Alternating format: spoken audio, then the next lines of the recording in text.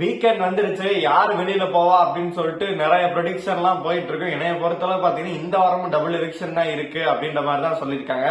போன வாரம் மாதிரி சனிக்கிழமை ஒருத்தர், ஞாயிற்றுக்கிழமை ஒரு எடுத்தாலும் ஆட்சேபணத்துக்கு இல்ல, இல்லாட்டி ஞாயிற்றுக்கிழமை பாத்தீங்கன்னா ஒரு 2 பேரை எடுத்துருவாங்க அப்படின்ற மாதிரி தான் சொல்றாங்க.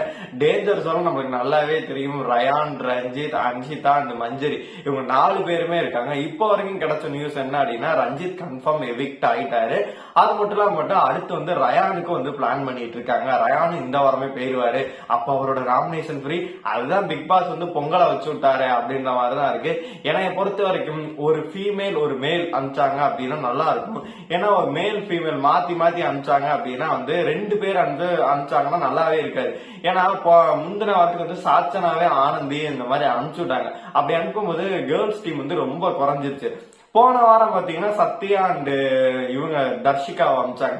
அதே மாதிரி இந்த வாரமும் வந்து கவுண்டமாலை அண்ணன், அதுக்கப்புறமேட்டு அன்ஷிதா, இல்லாட்டி மஞ்சரி கூட ஒரு ஸ்ட்ராங் பிளேயர் தான். ஆனா அவங்க 2 பேரையும் வச்சுட்டு ஒரு மேல் ஃபீமேல் அனுப்புவாங்க அப்படின்ற மாதிரி தான் ப்ரெடிக்ஷன் போயிட்டு இருக்கு.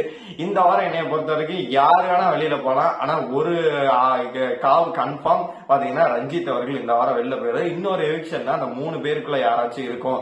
ரயான் தான் வந்து ஓட்டிங் சுத்தமா இல்ல அப்படின்ற மாதிரி போயிட்டு இருக்கு. உங்களை பொறுத்தவரை யார் இந்த வாரம் வெளியில போனா நல்லா இருக்கும் நீங்க நினைக்கிறீங்களோ மறக்காம கமெண்ட் பாக்ஸ்ல சொல்லுங்க.